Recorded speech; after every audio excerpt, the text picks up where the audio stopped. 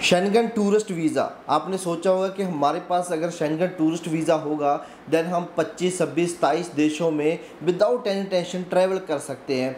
उसके बाद Schengen tourist visa आप सोच रहे हो अप्लाई करना है तो आपके माइंड में क्वेश्चन होगा कि यार मुझे किस कंट्री का अप्लाई करना चाहिए।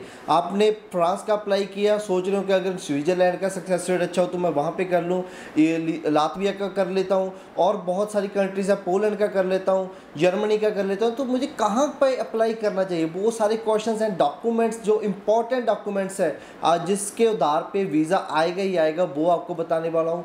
फंड्स कितने चाहिए आपके पास वो आपको बताने वाला हूँ। पूरी डिटेल्ड वीडियो है जो इसके ऊपर बनाने वाला हूँ मैं। सो आप लोगों के लिए बहुत ही इंपॉर्टेंट है, इस वीडियो को पूरा देखना, आपके लिए बहुत हेल्पफुल होगी। आपका वीज़ा इसी वीडियो के द्वारा अप्रूव हो सकता है।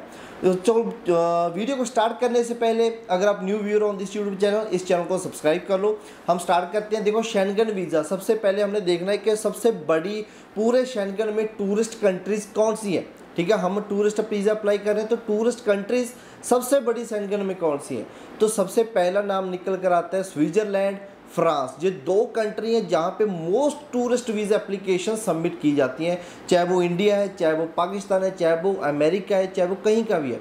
सो बहुत सारी एप्लीकेशंस इन दो कंट्री में ही अप्लाई की जाती हैं फॉर टूरिस्ट वीज़ा।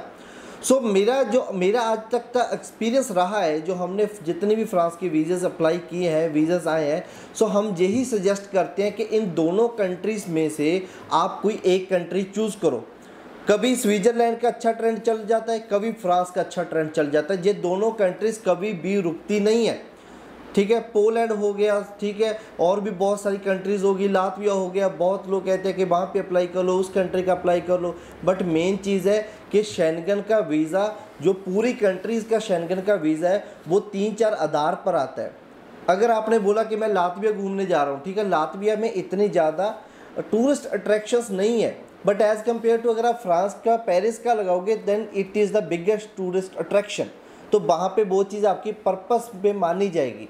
मेन चीज़ होती है पर्पस ऑफ ट्रैवल। आपने टूरिस्ट वीज़ा अप्लाई किया, आपको वीज़ा ऑफिसर को एहसास दिलवाना पड़ेगा कि yes I am a tourist not a worker. ठीक है, मेरी intention only as a tourism है, राइट। अकेला अगर हम देखेंगे कि यार मुझे फ़ंड ज़्यादा शो कर देता हूँ वीज़ा आ जाएगा, फ़ंड आप 7 लाख भी शो कर दो, 5 लाख भी शो कर दो तो भी वीज़ा आ जाता है। मेन चीज़ वो वीज़ा ऑफिसर कहता है कि यार आओ। देखो, अगर टूरिस्ट आएगा, टूरिस्ट वहाँ पे 3-4 लाख इन्वेस्ट करके जाएगा ना, 15-20 दिन रहेगा, 3-4 लाख वहाँ पे इन्वेस्ट कर गया, तो उनको मुनाफा होता है। ठीक है, तो उनको बहुत अच्छा मुनाफा होता है टूरिज़्म से। सो दैट इज़ वाई आप टूरिस्ट वीज़ा अप्लाई करो, फोकस करो कि आपने पूरे का पूरा उसको वीज़ा ऑफिसर को विश्वास दिलवाना है कि हम हैं जो एक टूरिस्ट हैं। उसके लिए चाहे आप फ़ोटोज़ ऐड करो अपने के लिए, आपने कोई इंटरनेशनल ट्रैवल किया है उसकी फ़ोटोज़ ऐड करो। आप इंडिया में घूम कर आए हो, कहीं आप शिमला गए हो या फिर आप ताजमहल देखने गए हो, तो कहीं पर भी आप घूमने जाते हो तो उसकी फ़ोटोज़ ऐड करो।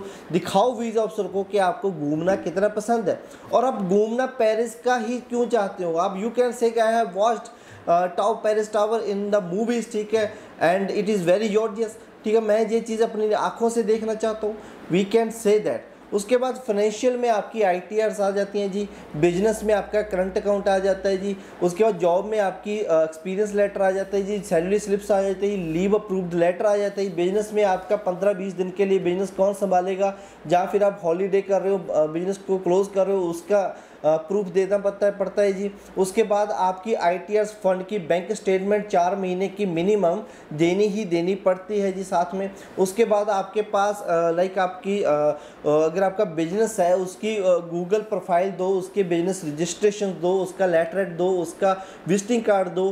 ठीक है, उसकी फ़ोटोज़ लगाओ, अगर गूगल मैप पे है तो गूगल मैप का स्क्रीनशॉट लगाओ, राइट। ये सारी चीज़ें आपको सबमिट करनी पड़ती है to prove that you are financial stable in India.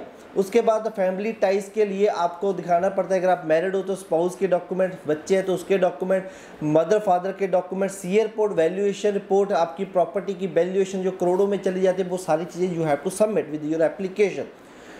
Right. So इस वीडियो के लास्ट में मैं आपको यही चीज़ कहना चाहूँगा कि अगर आप आज शेंगन वीज़ा अप्लाई कर रहे हो देन मेक श्योर कि आप फ्रांस या स्विट्ज़रलैंड को चुनो, इन दोनों कंट्रीज़ का, क्योंकि ये टूरिस्ट हॉट कंट्रीज़ हैं। इन दोनों कंट्रीज़ का टूरिस्ट जो एक्सेप्टेंस रेट है वो भी अच्छा होता है। हाँ, आपने एक का फाइल देखी उसकी रिफ्यूज़ल आ गई फ्रांस के, तो इसका मतलब ये नहीं है कि आपकी रिफ्यूज़ल भी होगी। हाँ, उसका अगर उसकी किसी की लातविया का वीज़ा आ गया तो उसका भी अब मतलब ये नहीं कि आपका भी लातविया का वीज़ा आएगा। क्या पता उसने अपनी एप्लीकेशन में क्या पर्पस दिखाया था, लातविया की क्या टूरिस्ट अट्रैक्शन दिखाई थी, उसको देखने के पीछे का रीज़न क्या दिखाया था, राइट। सो ये चीज़ें हैं। आई होप कि आपको ये वीडियो हेल्पफुल लगी हो। अगर yes then please like this video and also अगर आपका कोई क्वेश्चन है write down in the comment section. बाकी हम डेली 3 PM लाइव आते हैं, वहाँ पे भी आप हमसे डायरेक्टली क्वेश्चन है जो पूछ सकते हो। सो इस वीडियो में इतना ही। नमस्कार, सत श्री अकाल।